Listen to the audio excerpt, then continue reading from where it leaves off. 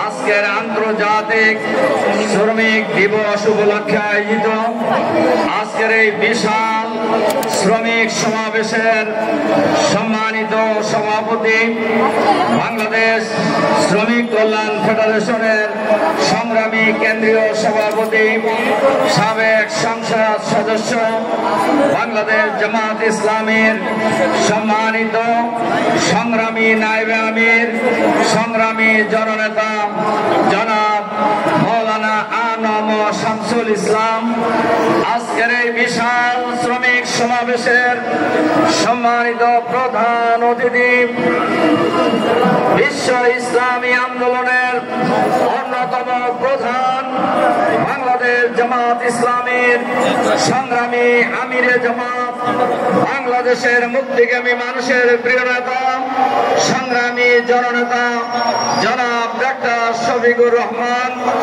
সহ অন্যান্য নেতৃবৃন্দ, সম্মানিত সাংবাদিক বন্ধুগণ, সংগ্রামী শ্রমিক ছাত্র জনতা, আসসালামু আলাইকুম ওয়া রাহমাতুল্লাহি ওয়া বারাকাতুহু। সংগ্রামী ভাই এবং বন্ধুগণ, প্রধান অতিথি সহ আমাদের কেন্দ্রীয় নেতৃবৃন্দ বক্তব্য রাখবেন। 1886 সালে আজকের এই 1 মে আমেরিকার শিকাগো শহরের হে মার্কেটে শ্রমিকদের কর্মঘণ্টা 8 ঘন্টা করার দাবিতে যে আন্দোলন হয়েছিল, যে আন্দোলনে শ্রমিকরা জীবন দিয়েছিলেন তাদের অধিকার প্রতিষ্ঠার জন্য, 1886 সালে শুধু শ্রমিকরা জীবন দেয় নাই, রক্ত দেয় নাই, আত্মহতি দেয় নাই, এই দুনিয়ার সকল আন্দোলন সংগ্রামে অধিকার আদায়ের জন্য শ্রমিকরাই প্রথমেই জীবন দিয়েছেন, আত্মহতি দিয়েছেন।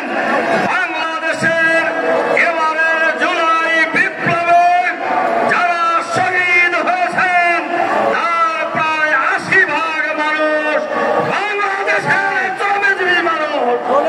আমাদের নেতা আমিরে জামাতের নেতৃত্বে আগস্ট বিপ্লবের পরে, জুলাই বিপ্লবের পরে 7ই আগস্ট আমরা যখন ঢাকা মেডিকেল কলেজে গিয়েছিলাম, হাজার হাজার আহত মানুষ যখন জীবন সংগ্রামে কাতরাচ্ছিলেন, আমরা তাদেরকে দেখেছি। আমরা আমাদের আমিরে জামাতের নেতৃত্বে আমরা দেখেছি সেখানকার আহতদের মধ্যে অধিকাংশই ছিলেন শ্রমজীবী মানুষ। সুতরাং বাংলাদেশের সকল আন্দোলন সংগ্রামে শ্রমজীবী মানুষ রক্ত দিয়েছে, জীবন দিয়েছে, জেল খেটেছে, কিন্তু শ্রমিকদের সত্যিকার অধিকার আজও বাংলাদেশে প্রতিষ্ঠিত হয় নাই।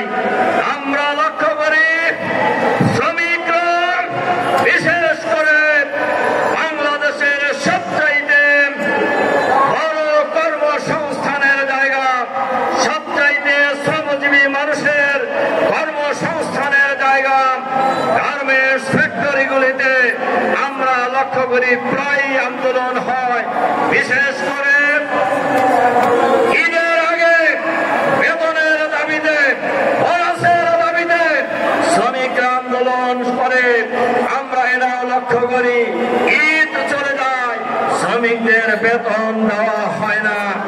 আজকের এই আন্তর্জাতিক শ্রমিক দিবসের এই বিশাল সমাবেশে আমরা আহ্বান জানাতে চাই, বর্তমান শ্রম আইন পরিবর্তন করে শ্রমিক বান্ধব শ্রমিক আইন বাংলাদেশে চালু করতে হবে। আর ইসলামে শ্রমিকের যে অধিকারের কথা বলা হয়েছে, আল্লাহর রাসূল সাল্লাল্লাহু আলাইহি সাল্লাম নিজেই বলেছেন, আমি শ্রমিকের বন্ধু, শ্রমিকরা আমার বন্ধু। সুতরাং শ্রমিকের গায়ের ঘাম শুকানোর আগেই তাদের মজুরি দিয়ে দাও। এই নীতির কথা কোনো আদর্শে বলা নাই ইসলাম ছাড়া।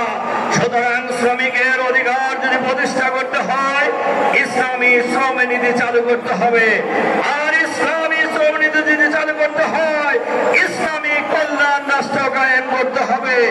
বাংলাদেশের শ্রমিকের অধিকার, মালিকের অধিকার, জনগণের অধিকার, ছাত্রের অধিকার, ছাত্রীর অধিকার, সকল শ্রেণী পেশার মানুষের অধিকার যদি প্রতিষ্ঠিত করতে হয়, ইসলামী কল্যাণ রাষ্ট্র কায়েম ছাড়া সম্ভব নয়। কাজী আমাদের লড়াই, আমাদের সংগ্রাম বাংলাদেশের সকল শ্রেণী পেশার মানুষকে ঐক্যবদ্ধ করে বাংলাদেশে আগামী দিনে একটি চাঁদাবাদ মুক্ত, সন্ত্রাস মুক্ত, নৈরাজ্য মুক্ত, দুর্নীতি মুক্ত, আধুনিক মানবিক ইসলামী কল্যাণ রাষ্ট্র কায়েমের মধ্য দিয়ে শ্রমিকের অধিকার নিশ্চিত করে আমরা শ্রমিকের মুখে আগামী দিনে হাসি ফুটাবো। শুধু হয় নয়, বাংলাদেশের 18 কোটি মানুষের মুখে আমরা আগামী দিনে হাসি ফুটাবো। এটাই হোক আজকের আন্তর্জাতিক শ্রমিক দিবসের অঙ্গীকার। সেই অঙ্গীকার জানিয়েই আমি আমার বক্তব্য এখানে শেষ করছি। আল্লাহ হাফেজ। বাংলাদেশ শ্রমিক কল্যাণ ফেডারেশন জিন্দাবাদ। বাংলাদেশ